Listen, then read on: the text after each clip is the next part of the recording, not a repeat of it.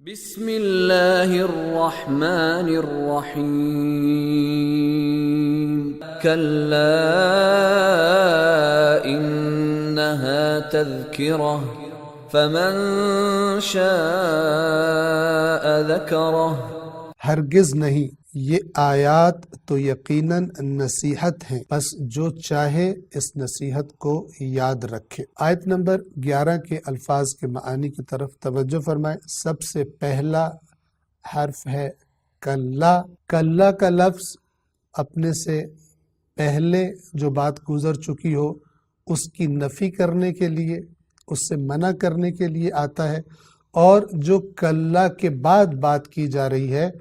اس کی اہمیت پر تاکید کرنے کے لیے استعمال ہوتا ہے۔ لہذا ہم کلا کا ترجمہ بعض اوقات کرتے ہیں ہرگز نہیں،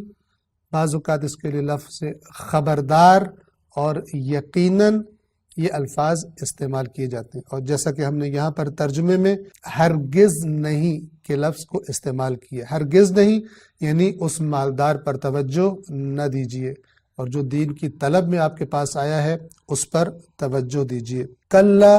یعنی ہرگز نہیں یا خبردار۔ انہا دو حصوں پر مشتمل ہے، ان اور ہا۔ ان یعنی یقیناً، ہا یہ ضمیر ہے اور یہ اشارہ ہے، اس سے مراد قرآن مجید کی آیات ہے، یعنی یہ جو آیات ہیں قرآن کریم کی یہ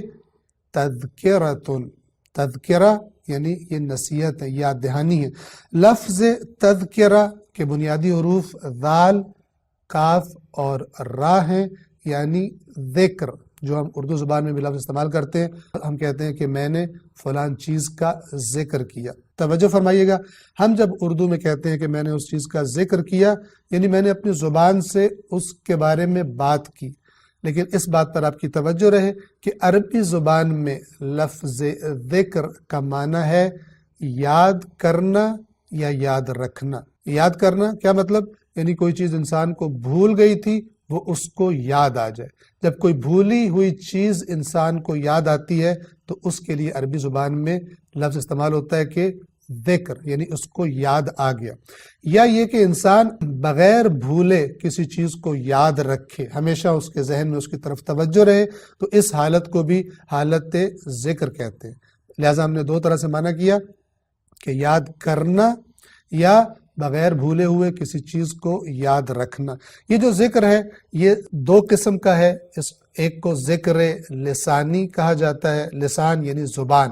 کہ انسان جب زبان سے کسی چیز کا تذکرہ کرتا ہے تو گویا کہ اس کے ذہن میں بھی اس چیز کی طرف توجہ ہوتی ہے۔ اور دوسری قسم ہے ذکر قلبی، یعنی انسان اگرچہ زبان سے کچھ نہ بول رہا ہو، زبان سے کسی چیز کو یاد نہ کر رہا ہو، یعنی زبان اس کی نہ بول رہی ہو، لیکن دل میں اس کو اس چیز کی طرف توجہ ہو اور دل اس کا غافل نہ ہو۔ یہاں پر آپ توجہ فرمائیں کہ یہ جو ہم زبان سے ذکر کرتے ہیں، مثال کے طور پر اللہ اکبر یا الحمدللہ یا سبحان اللہ، یا اسی طرح استغفار کرتے ہیں استغفر اللہ ربی واتوب الیہ، ایک دفعہ بغیر توجہ کے، یعنی ہمارا دل متوجہ ہی نہیں ہوتا ان چیزوں کے معنی کی طرف، ہم کہہ رہے ہیں اللہ اکبر، اللہ ہر چیز سے بڑا ہے، ہر چیز سے زیادہ اہم ہے، ہر چیز سے زیادہ عظیم ہے، باقی سب چیزیں کم اہمیت کی ہیں۔ ایک دفعہ کہ ہماری زبان یہ لفظ بول رہی ہو لیکن ہماری توجہ نہ ہو، تو ہو سکتا ہے کہ ہم اس کا نام ذکر رکھ لیں، ایسا نہیں کہ ذکر نہیں ہے، لیکن یہ وہ حقیقت ذکر نہیں ہے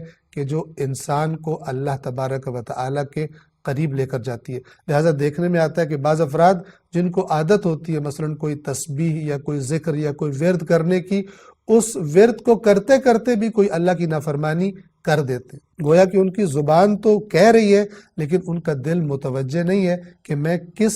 کون سی ذات کو یاد کر رہا ہوں، اور جس کو یاد کر رہا ہوں وہ میرے ہر کام پر ناظر ہے، میرے ہر کام کو دیکھ رہا ہے۔ لہٰذا ایک حدیث میں امام جعفر صادق علیہ السلام جو اصول کافی کی کتاب الکفر والایمان میں حدیث موجود ہے، وہاں پر فرماتے ہیں کہ وہ مشکل ترین چیز، یعنی گویا کہ مشکل ترین چیزوں میں سے ایک چیز، کون سی مشکل ترین چیزیں؟ کہ وہ مشکل ترین چیزیں جن کو اللہ نے اپنے بندوں پر فرض کیا ہے ان میں سے ایک اللہ کا ذکر ہے۔ اور پھر فرمایا کہ اس ذکر سے میری مراد الحمدللہ، سبحان اللہ، اللہ اکبر فقط زبان سے کہنا نہیں ہے، اگرچہ اسے بھی ذکر ہی کہا جاتا ہے، بلکہ میری مراد یہ ہے کہ جب انسان کو تنہائی میں بھی حلال و حرام کا موقع پیش آئے تو پھر وہ اللہ کو یاد کر کے اس کی مرضی کے خلاف قدم اٹھانے سے اپنے آپ کو روک لے۔ یہ حقیقت ذکر ہے، یہ روح ذکر ہے کہ اگر انسان کی زبان پر یہ جاری نہ بھی ہو